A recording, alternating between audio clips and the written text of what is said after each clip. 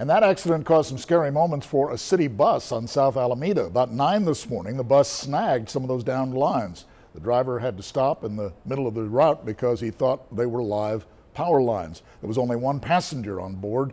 That person was told to get off for safety reasons.